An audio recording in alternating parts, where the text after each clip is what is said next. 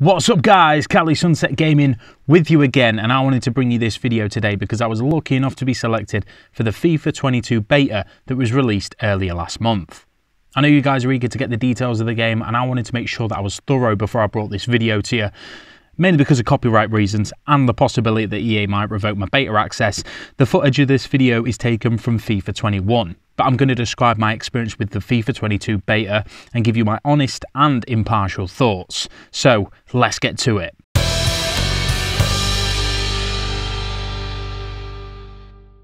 Now, the FIFA 22 beta is something that fills me with hope, but at the same time I sit playing it with this lingering feeling of disappointment that I imagine a lot of you guys are going to experience with the full game. Overall, I think this title is something that does provide improvements, but not to the extent where you can warrant spending £80 on the game upon its release. Now, the opinions I'm going to share are based on the beta, as I haven't played the full game, but if any of you guys have had the chance to play any FIFA beta before, you'll know that the final product really isn't that different. I'm just going to explain my full experience in the hopes of covering all possible questions that you guys might have. But as always, if you want to know anything, just drop a comment in the comment section below, and also consider subscribing if you're enjoying the content. Now, there was a lot of emphasis on career mode this year when the creators were being interviewed, and I was pumped, I'll admit. This is the first time they've discussed career mode in like 2 years. So like you guys, I was eager to see what changes they were going to make.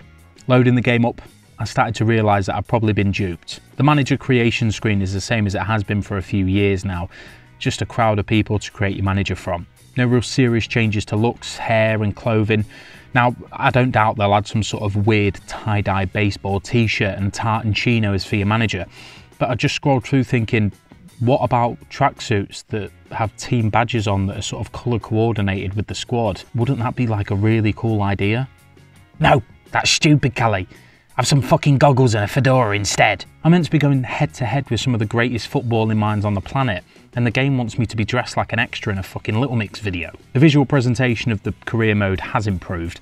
Cutscenes look more dynamic, signing plays is slightly more interesting with panning shots around the location, but it's just slight tweaks, no real major change to the process. Press conferences are the same, generic questions that don't really make any dramatical difference. There's nothing really hard hitting. You get like, do you think you'll win? And things along those lines, and it's just like, no journalist would ever ask that fucking question. Like, put some effort in. I'm going to go off on a bit of a tangent here, but like, bear with me. To me, if you want to establish overarching storylines that develop in a career mode, the press conferences can be a huge part of that. Most of the stories in football are given life by the media, and no football game ever seems to pick up on that. FIFA 22 has missed this beat, basically like every other title that's come before it. I deliberately tried to make as many moves as possible to see what sort of things news reports and the commentators would say throughout my career, and again, there isn't much change from 21. The trailer discusses building your legacy, but unless you've got a notepad and a pen, no one's going to be scripting that apart from you. As an example, I won the Prem with Chelsea, left, joined PSG, no news reports. Commentators only mentioned that it was my first game in charge, no specific mention of the fact that I'd won the Prem, and it was never referenced again after the end of that season. Whilst at PSG, I won the Champions League, nothing. No mention of the fact that 2 years into management, I'd won 2 of the most prestigious trophies on the planet. I then moved about a bit, but ended up moving back to Chelsea in the end, in the hopes that there would be some sort of discussion, news report, or press conference about that I was sort of returning back to return Chelsea to glory. Nothing. Not even a reference in the press conferences like, how do you feel being back? And there was no news report either. So how else are your accolades noted, if not by the commentators or the media?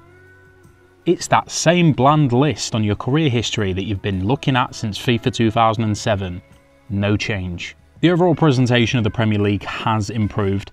Only slight changes, but visually it's more impressive. No dramatic changes to the graphics specifically, but a larger number of face scans in the game, especially for Chelsea, which was a nice adage.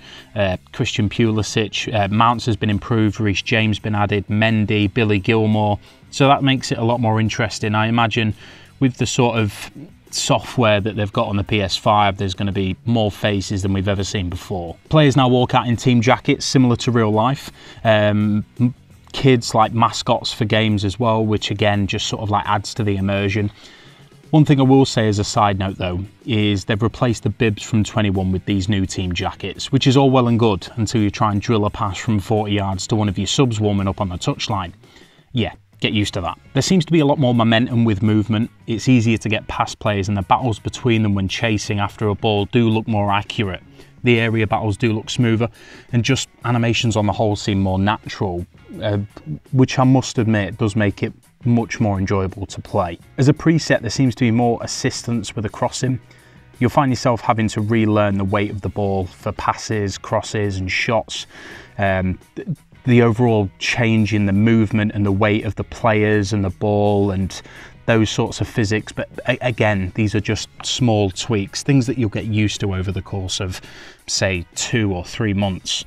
Then it will just seem like normality to you. Now, one thing that I have to mention that actually made me screw my face up at the TV whilst I was watching that FIFA creators interview, where they say players now physically interact regarding the situation and their environment, such as shouting at a teammate for a pass or holding their head when they miss an important shot. Do not get it twisted. This is not new. This has been at least in the last 2 FIFAs, and I would even go as far as to say that they had that sort of animation type response in games that were on the 360 or the PS3. Haven't fact checked it, but I'm really sure that that's the case. There's this knock-on burst that you can do when you're on the ball, which is probably going to be the make or break of this game, depending on what happens with the first update. Again, like 21, the game is based on speed, and as a defender, there is no way that you can counter a pacey player knocking it past you and just running onto it. Now, I'm willing to put my life savings on the fact that within a month, online YouTubers are going to be ranting about this non-stop. The training doesn't really have any major differences from 21. Most of the skill games are the same, maybe 1 or 2 that have been added. Probably 2 of the most notable things that I would say is that 1, it automatically funnels all players through the training schedule. So there's a level of match fitness throughout your full team rather than just your starting 11 and your subs bench. And also, again, just another visual adage, your manager, the avatar that you've created, is now present at the training drills, either encouraging the players or like shaking his head in disappointment. Again, just a small thing, but it's still a positive. I still feel the training as a whole is overpowered. Buffing some players' stats up to 7 overall just seems a bit too much. And if you're clever about it and keep a small squad, you can have everyone so highly rated it's almost a walk against most sides in the league that you're in. I still feel, whilst this is a brilliant mechanic, especially with the development plans, the positional changes that allow you to, really build your squad how you want it, there is still some creases that need to be ironed out. Whilst we're discussing career mode, I guess I should address the flagship of this title, and that is the create a team option. Now, I think this is mainly what the advertisements were referring to when it was discussing building your legacy on FIFA 22, and I went through the process of building my own team and using them. Whilst the concept is interesting, I just know a lot of you are going to feel so let down by what it promises and what it delivers.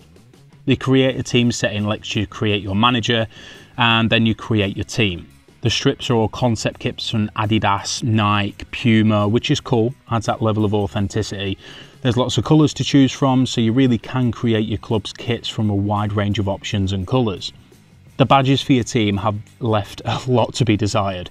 Rather than being able to create a complete custom badge, it's just a list of about 15 different designs with EA Sports written on them.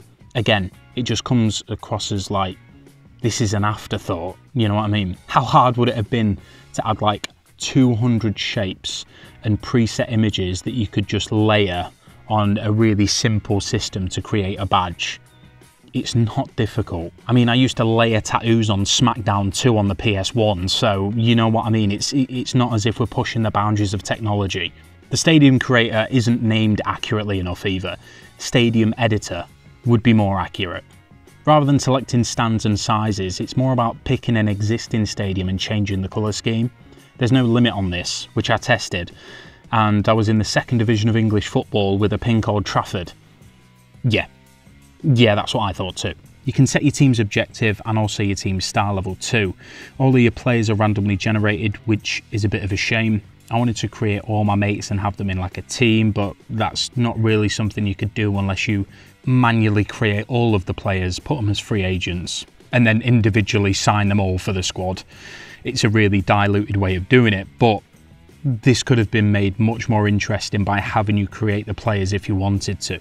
Again, it's putting a downer on the whole create a team and make a legacy type vibe that they were going for.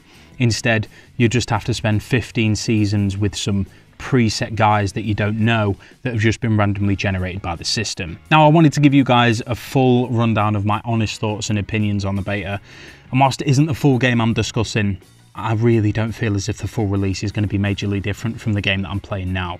Despite me knocking it, I must admit that I have enjoyed playing FIFA 22, and of course, I'll be purchasing it on release. But as always, it's a combination of habit and lack of alternatives on the market. Do I think that they've made incremental improvements to the game? Yes. Are they dramatic differences that are going to make everybody sort of look twice at FIFA? Probably not. Does it warrant the price tag?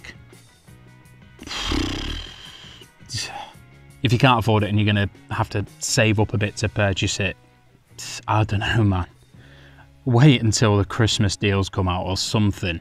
As I get older, I begin to concede that maybe we're like chasing a dragon with FIFA.